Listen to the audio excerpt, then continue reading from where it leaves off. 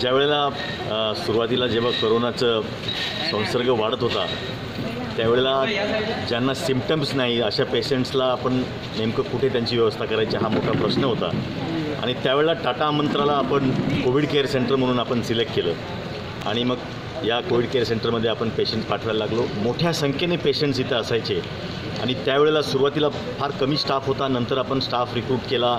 मग इथे आपण स्टाफ पाठवला. निवडून आपण डॉक्टर्स इंजिनियर्स आमचे जे महत्त्वाचे लोक आहेत ते सर्व निवडून आपण इथे पाठवले आणि त्यांनी जे काम केलं आहे गेल्या 6 महिन्यामध्ये एक दिवशी 3-3 हजार पेशंट्स त्यांनी इथे हाताळले. त्यांचं जेवण खाणं सगळं ट्रीटमेंट औषध हे इतकं त्यांनी व्यवस्थितपणे केलं. आज टाटा मंत्राचं सगळ्या महाराष्ट्रामध्ये नाव आहे.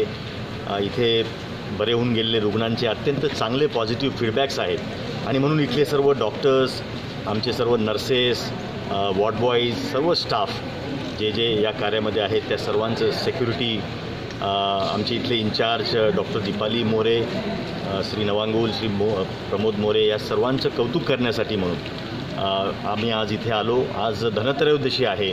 धन्वंतरीची पूजा करण्याचा आज दिवस आहे आणि म्हणून हा दिवस इथे यांच्यासोबत आम्ही आज साजरा केला आहे. सर नाही, सुरुवातीला जेव्हा आपण कोरोनाची ट्रीटमेंट सुरू केली तेव्हा आपले महापालिकेचे 2 रुग्णालय मिळून फक्त 56 बेड्स आपल्याकडे होते सुरुवातीला. नंतर 3 प्रायव्हेट हॉस्पिटल आपण घेतले.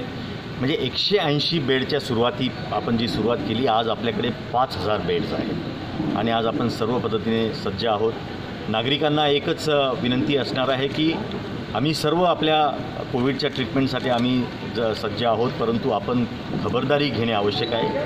दिवाळीचा सण आहे, महत्त्वाचा सण आहे, परंतु आपण तो घरगुती साजरा करा. बाहेर पडला तरी मास्क अवश्य घाला आणि सोशल डिस्टन्सिंग आपण पाळा. असं होऊ नये की दिवाळीचा सण साजरा करताना आपल्याकडे संकट आलं आणि म्हणून आपण सर्वांनी खबरदारी घ्यावी. ही सर्व आमची जी टीम आहे ही अहोरात्र काम करते. यांना आपण जर काळजी घेतली तर यांना थोडी विश्रांती मिळेल आणि म्हणून आपण काळजी घेणं फार आवश्यक आहे. आपण आता सर्वच स्तरावरती अँटीजेन टेस्टिंगचे सेंटर्स आपण 25 सेंटर सुरू केले. मध्यंतरी आपण फॅमिली डॉक्टर कोविड फायटरच्या माध्यमातून फॅमिली डॉक्टर्सला आपण अँटीजेन टेस्टिंग सेंटर उपलब्ध करून दिले. परंतु आता मोठ्या संख्येने प्रवासी बाहेरनं येतात, इतर राज्यातून येतात, इतर जिल्ह्यातून येतात आणि म्हणून आम्ही दिवस रात्र म्हणजे रात्रीचे सुद्धा आम्ही compulsory antigen testing centre railway स्टेशनला सुरू केलं आहे आणि जे बॅग घेऊन येताना प्रवासी दिसतात ते बाहेरनं आले असं आम्ही समजून त्यांना अँटीजेन टेस्ट त्यांचं करतो आहे. आता काल रात्री जवळजवळ 108 पॅसेंजरची आपण टेस्ट केली, त्याच्यामध्ये 3 पॉझिटिव्ह आलेले आहेत आणि म्हणून ही खबरदारी म्हणून आम्ही हे चालू ठेवणार आहोत. रात्रीचं देखील टेस्टिंग सुरू असणार आहे. आज धनत्रयोदशी आहे.